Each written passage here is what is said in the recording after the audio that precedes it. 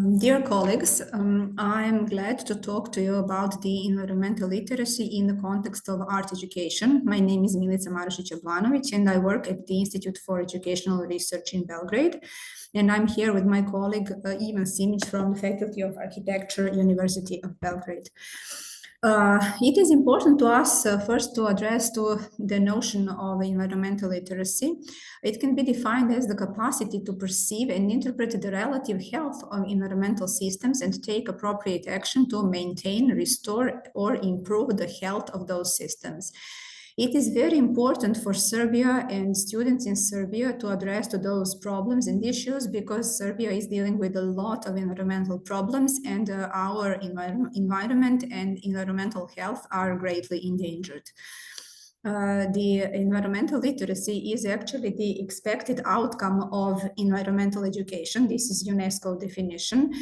In the context of a Serbian education, of course, it should be the outcome of our education, but in our context, it is the outcome of multiple subjects, of different subjects.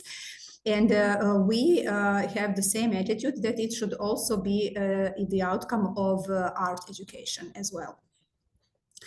There are four components of environmental literacy.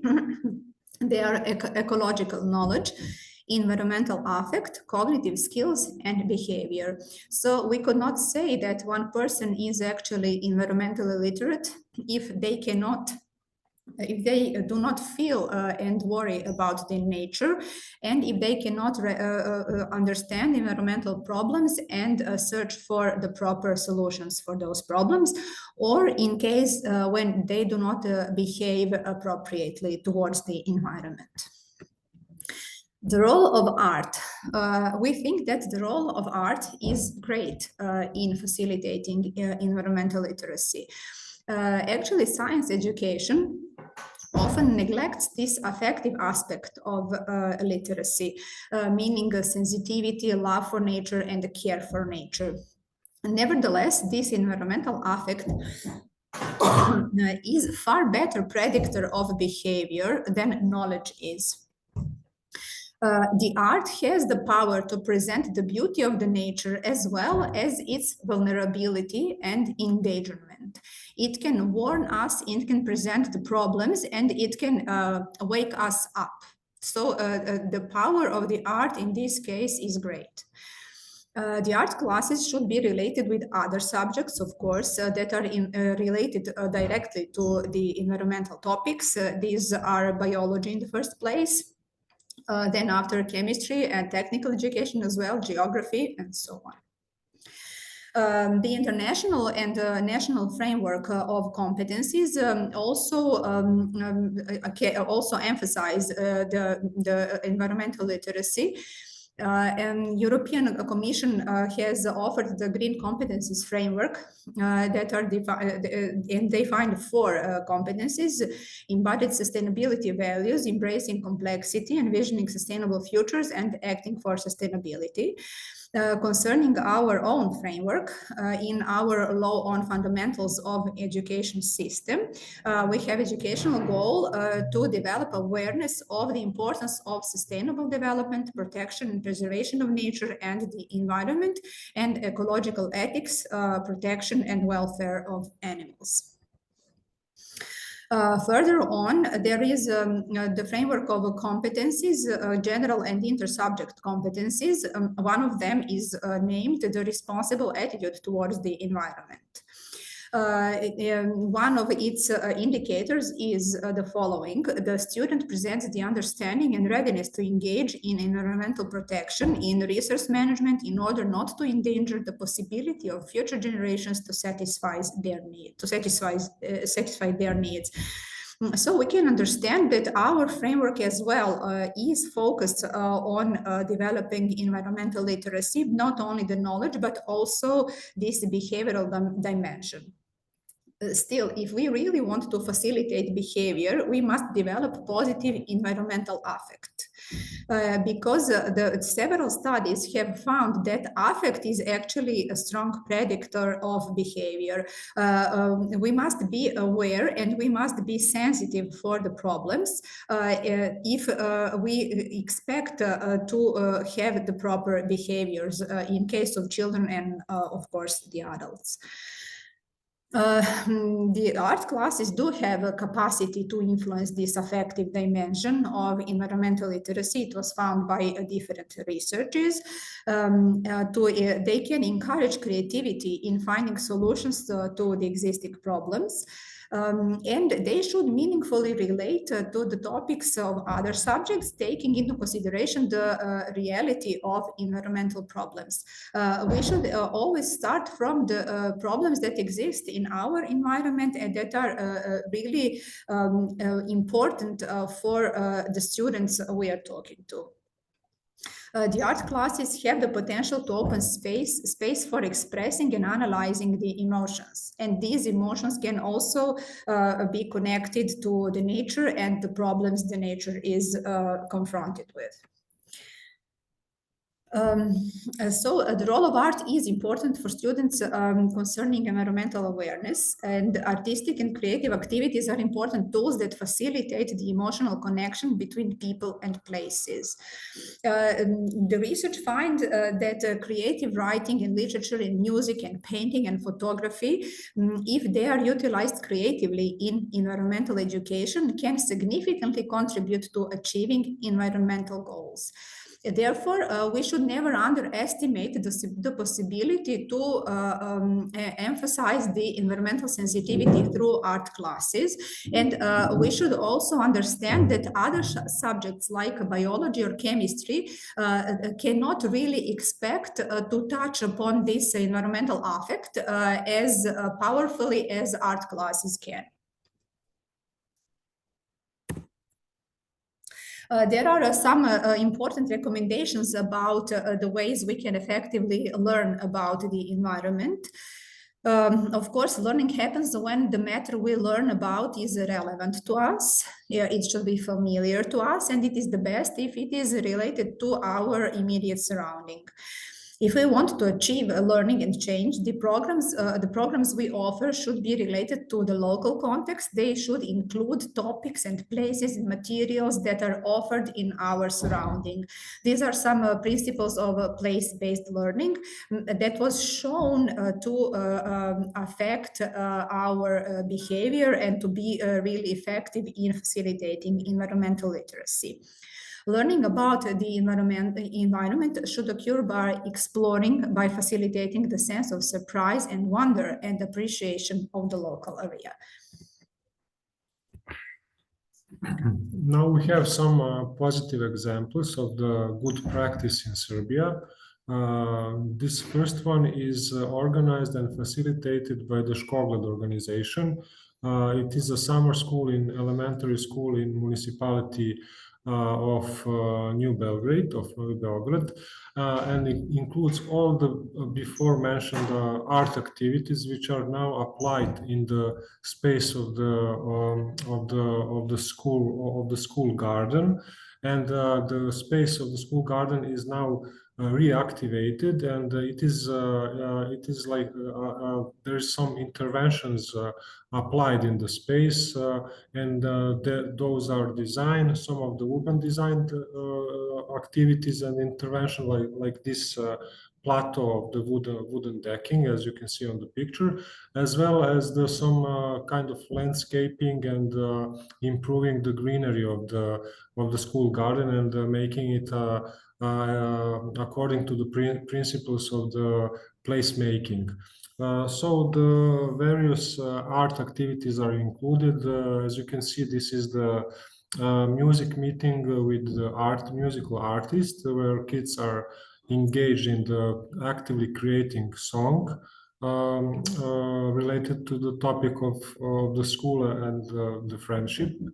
Also, there are some activities of sculpturing, of creating crafts, and some craftsmanship involved. Also, by using natural materials and using the natural surrounding and the tools for creating it. Also, there is a huge intervention in the space by the principles of creating a new landscape in the garden, and it is actively includes the principles of creating design, which is both useful and biologically enhances this place, but also it enhances aesthetically as well. So kids are learn how to intervene in the complex environment and how to create places, how to improve places, and how to create places by adding a new value and identity basically to it. The second example is related to the, let's say, to the classroom work, but it is a specialized task which is actively engaging art and skill of creating art, which is devoted to preservation of environment and ecology, or let's say globally by the meaning of the whole global ecosystem. As you can see, teacher Borjana Vesic was really creative, and she gives a task for children to create, in this case, comics that have topics of how people generally can affect negatively on the natural environment. So, on the first example of the comic, as you can see, gradually how green and natural space easily became transformed into the completely urban environment, but urban in negative sense, where anything natural doesn't exist anymore. Everything is diminished and everything is covered by concrete and the buildings. And on the second comic, so you can see symbolically a human foot destroying a flower, which means which represents symbolically the attitude of humanity towards environment. Next example is related to also to art, and this art is put an impact of the biodiversity and of the beauty of the natural landscape and scenery, as this one on the first picture. Also, this is the close relation to natural events like a sunset or sunrise. Also, there is a topic of microplastics and plastics that are now filling and making like a big negative impact on oceans, on other environments. And also there is a picture of the whole earth thrown in the trash, which is also symbolic message to public. And also the wide topic of the plastics, which is now really actual. This is also really high achieved art, also on the topic of the earth, conservation of earth, dangers of pollution and everything. So some like this frog, endangered species on the earth, and also like connection that humans have with the living creatures. So we can now so now we can go to the next slide, where we will explain how to learn effectively about the environment. There are multiple research on how to achieve the effects, because we do not want only children to have information and to understand the situation. We also want them to be effective in their behavior towards the nature. If we want to have efficient teaching, people should use all their senses while learning, to actively explore, to experience, to make sense of their environment, and to have a sense of independence. It also includes movement. It includes not only watching, but also hearing and touching the things around us. We want to say that before drawing an oak, the students should touch the bark of the oak tree, observe the shape of its leaves, and hear the sound of the wind in the treetop. Further on, facilitating skills through problem solving and targeting the problems that affect the learners and the local community is also highly important and recommended.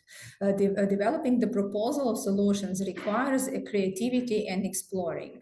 And this is what is offered on the art classes. This is the place where students can be creative and they can develop different solutions and design. In these classes, it is also possible to relate with other subjects and their contents and include multiple perspectives. Further on, it requires the cooperation of teachers of different subjects. We can propose that in the search for the environmental problems solutions, the teachers can correlate the contents of different subjects that support environmentally aware reasoning: biology, technical education, arts. Yes, and now on the specific question in this research, it is the place of architecture in art classes. We research and find that the contest regarding to architectural design is covers several topics. First, it's about theory, then the need to shape places, use of buildings, construction materials and techniques, the most basic forms in architecture, styles in architecture, contemporary architecture and urban planning in the realization of architectural ideas, and also technical drawing perspective. Green topics of green architecture in art classes, it's actually in a way a fusion of the topics of art and ecology. The art teachers can participate in shaping the space and the school surrounding by actively creating art that respects the environmental preservation principles as part of place-based learning process. The interventions in the space should respect the needs of both humans and nature.